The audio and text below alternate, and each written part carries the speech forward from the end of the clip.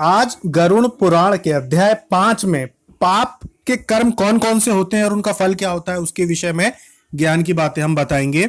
साधकों को गरुड़ पुराण की वीडियो बहुत अच्छे लगे और उन्होंने ईमेल और व्हाट्सएप पे ये निवेदन किया है कि उन्हें गरुड़ पुराण के सभी अध्याय जो हैं उनके वीडियो बना के अपलोड कर दें, जिससे वो आसानी से कुछ ही मिनटों में गरुड़ पुराण का ज्ञान ले सकें।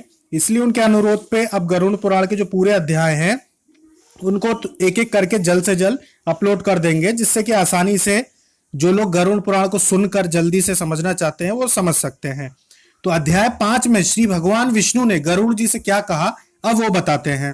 श्री भगवान विष्णु ने कहा कि हे गरुड़, नरक से लौटकर आए हुए पापी लोग जिन पापों से जिन जिन योनियों में जाते हैं और जिस पाप से उन्हें जो चिन्ह मिलता है वह सब मैं तुमको बताता हूं। ब्राह्मण को मारने वाला 6 रोग से पीड़ित होता है। जो पूर्व जन्म में ब्राह्मण को मारता है उसे इस जन्म में 6 रोग यानी कि टीबी से वो ग्रसित होता है। गौ माता को मारने वाला कुबड़ा या मूर्ख होता है। कन्या को मारने वाला कोड़ी, ये तीनों चांडाल की योनि में जन्म लेते हैं। स्त्री को मारने वाला मतलब कि हत्या करने वाला, गर्भ को नष्ट करने वाला पुलिंद नामक मलेच्छ की जाति में रोगी होकर उत्पन्न होता है। अगम्य स्त्री में गमन करने वाला यानी कि दूसरे की स्त्री में के साथ संबंध बनाने वाला नपुंसक होता है। और गुरु पत्नी में गमन करने वाला दुष्चर्म रोग से पीड़ित होता है। मांस खाने वाला अति लाल रंग का यानी कि जो जरूरत से ज्यादा गोरे लाल रंग जिनका होता है यानी कि एक रोग टाइप से लाल रंग चमड़ी की होती है वैसा होता है। मदिरा पीने वाले के दांत काले होते हैं। और जो ब्राह्मण जीभ की चंचलता से अभक्ष भक्षण करते हैं यानी कि जो ब्राह्मण होकर भी मांस का खाते हैं उनका पेट बहुत बड़ा होता है। जो दूसरे को न देकर स्वादिष्ट वस्तु स्वयं खाते हैं वह गलगंड रोग से पीड़ित होते हैं। जो श्राद्ध में अशुद्ध अन्न देता है वह सफेद कुष्ठ से पीड़ित होता है। अभिमान युक्त जो गुरु का अपमान करता है वो मूर्छा मृगी के रोग से पीड़ित होता है। शास्त्र तथा वेदों की निंदा करने वाला निश्चय पांडु रोग से पीड़ित होता है। झूठी गवाही देने वाला गूंगा, पंक्ति भेद करने वाला काना, लगे हुए विवाह को बिगाड़ने वाला ओंठ का होता है, बिना ओंठ का होता है यानी कि उसके ओंठ नहीं रहते। जो दूसरों की शादी तोड़वाने का काम करते हैं किसी कन्या की या किसी की भी, तो उनके अगले जन्म में होंठ नहीं होते। और पुस्तक चुराने वाला जन्मांध होता है। जो पुस्तक किताब चुराता है ज्ञानवर्धक, उनको अंधा होकर पैदा होना पड़ता है। गो ब्राह्मण को लात मारने वाला लुंज तथा पंगु होता है। असत्य बोलने वाला, झूठा हकलाने वाला और झूठ सुनने वाला बधिर होता है। विष देने वाला मूर्ख और उन्मत्त होता है। घर में आग लगाने वाला खलवाट, मांस बेचने वाला दुर्भग और पराये मांस को खाने वाला रोगी होता है।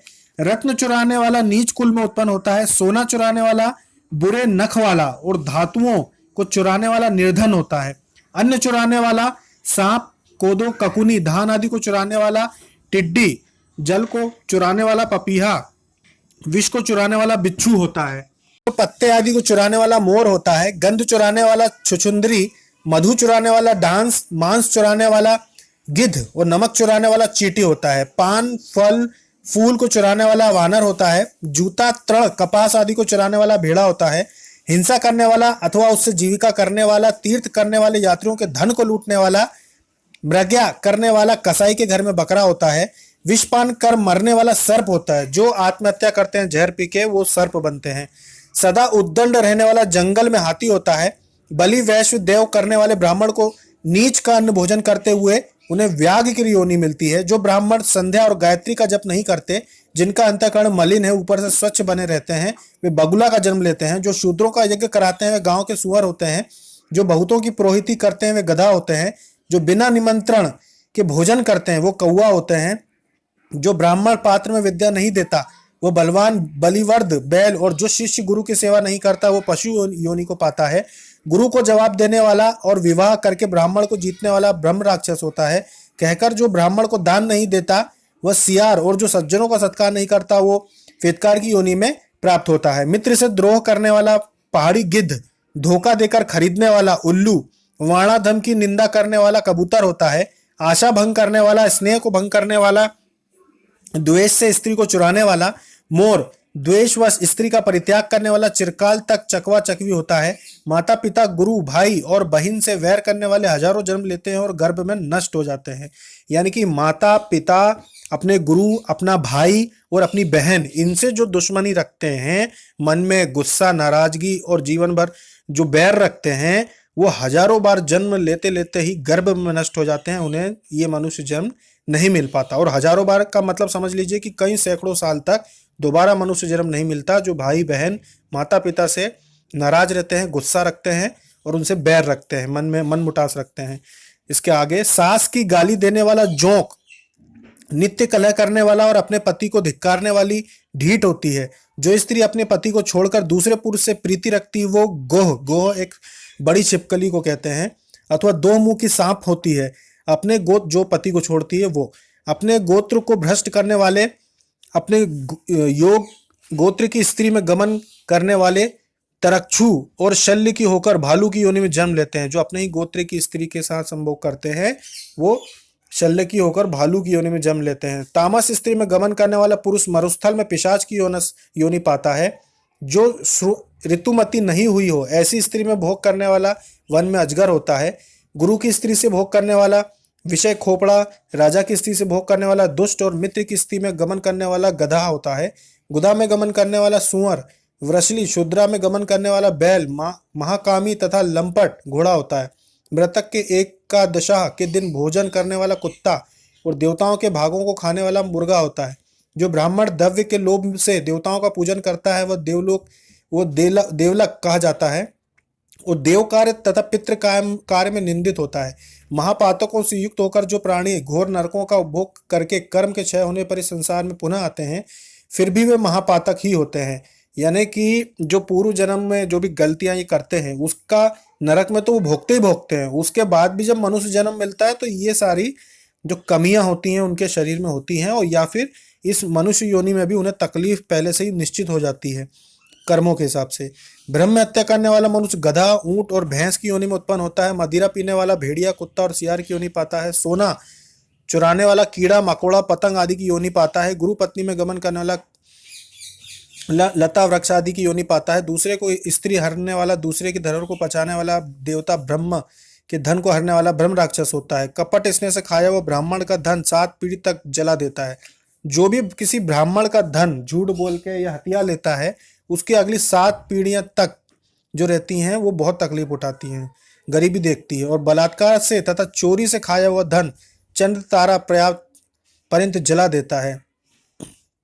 मतलब किसी का चोरी नहीं करना चाहिए सामान, धन या पैसा या कुछ भी नहीं चुराना चाहिए। लोह और पत्थर के चूरे को तथा विष को मनुष्य पचा सकता है, परंतु ब्राह्मण के धन को तीनों लोक में कौन पचाएगा। यानी कि लोहा और पत्थर, और अगर आप मिट्टी भी खा लेंगे तो उसको आपका शरीर पचा लेगा, लेकिन ब्राह्मण का धन अगर आपने खा लिया धोखा दे के, चोरी करके, कुछ भी करके, तो वो निकलता ही निकलता है, वो उसको आप नहीं पचा सकते। ब्राह्मण के धन से पुष्ट वाहन और सेना ये युद्ध के समय बालू के पुल सदस्य बिखर जाते हैं। देवताओं का द्रव्य भोगने, ब्राह्मण का धन हरने तथा ब्राह्मण का अतिक्रमण करने से कुल अकुल को जाते हैं, नष्ट भ्रष्ट हो जाते हैं। वेद शास्त्र शासित ब्राह्मण को छोड़कर दूसरों को दान देने का नाम अतिक्रमण है। वेद शास्त्र से रहित ब्राह्मण को दान न देना उनका अतिक्रमण नहीं है, क्योंकि जलती हुई अग्नि को छोड़कर राख में हवन नहीं किया जा सकता। यानी कि जो धर्म का पालन नहीं करते ऐसे ब्राह्मण को अगर आप दान नहीं देते हैं तो उसमें कोई बुराई नहीं है। हे गरुड़, उपयुक्त कहे हुए ये सब चिन्ह और योनियां अपने कर्म द्वारा प्राप्त होती है जो देहधारियों में दिखाई देती है। इस प्रकार बुरे कर्म करने वाले नरकों की यातना भोग कर शेष पापों से उपयुक्त योनियों में जन्म ले लेते हैं। इसके पश्चात हजारों जन्म में पशु पक्षी आदि तीरक योनि को प्राप्त होकर भारवाहक पशु की देह, यानी कि अंत में जो योनियां रहती है मनुष्य जन्म के पहले ऊंट, बैल, गधा आदि होते हैं। उसके पश्चात वर्षा, शीत, धाम से उत्पन्न हुए पक्षियों के दुख को भोगने पर जब जीवों का शुभाशुभ कर्म फल समाप्त हो जाता है तब मनुष्य देह पाते हैं। यह जीव स्त्री पुरुष के प्रसंग से गर्भ में जीव होकर क्रमशः बढ़ता हुआ गर्भ से लेकर मरण पर्यंत दुख पाकर फिर मर जाता है। सभी शरीरधारियों का जन्म और विनाश होता है। 4 प्रकार के भूत ग्रामों अंडज, स्वेदज, उद्भिज और जरायुज का इस प्रकार चक्र चलता है। मनुष्य जीव मेरी माया से घंटी यंत्र के समान भ्रमण करते हैं। कर्म जाल में बंधे हुए जीव कभी मृत्यु लोक में और कभी नरक में जाते हैं। अदेय वस्तुओं के दान करने से लोग दरिद्री होते हैं और दरिद्री होने से पाप करते हैं। तथा पाप के प्रभाव से नरक में जाते हैं। इस प्रकार बारंबार दरिद्र और पापी होते हैं। किए हुए शुभ अशुभ कर्मों का फल अवश्य भोगना पड़ता है। बिना भोगे लाखों कल्पों तक कर्म फल क्षीण नहीं होता। जय श्री कृष्ण। तो जिस तरह से इस अध्याय में यह बताया गया है कि जैसे जैसे पाप कर्म हम करते हैं उसके हिसाब से न सिर्फ हमको नरक यातना भोगनी पड़ती है, उसके बाद भी जो जन्म मिलेगा वो उच्च कुल में नहीं मिलेगा, धनवान के घर नहीं मिलेगा, बल्कि गरीब के घर मिलेगा, बहुत ही दरिद्रता में मिलेगा और कोई ना कोई रोग या शरीर में कुछ ना कुछ तकलीफ लेकर ही मिलेगा और उसको ही फिर भोगना पड़ता है। और जब गरीबी रहती है तो इसमें यह भी कहा है जब गरीबी रहेगी तो आप फिर दोबारा पाप कर्म करेंगे। तो अब सवाल उठता है कि इन सब चीजों से बाहर कैसे निकला जा सकता है। बाहर वो व्यक्ति निकल जाता है जो अध्यात्म से जुड़ जाता है, क्योंकि यहाँ पे जैसे कि पूरे गरुड़ पुराण में ये कर्मों के फल बताए जाए हैं, इन सब से बाहर कैसे निकला जाए। चलो माना कि पूर्व जन्म में हमने गलतियां कर दी, पाप कर दिए, हो गया, हमें पता नहीं था, अध्यात्म नहीं मिल पाया पूर्व जन्म में, ऐसे साधु संतों का संग नहीं मिल पाया कि हम अच्छे कर्म कर सके, तो अब इस जन्म में कैसे उन चीजों से बाहर निकलना है, उस चीज को इसी गरुड़ पुराण के अंतिम अध्यायों में बहुत अच्छे से बताया गया है, जिसको सुनने के बाद हर मनुष्य नसीब बहुत ज्यादा प्रसन्न हो जाता है और आगे से अपने जीवन को सुधार सकता है पुण्य कर्मों के जरिए। आगे वो हम अगले वीडियो में बताएंगे आने वाले। जय श्री कृष्ण।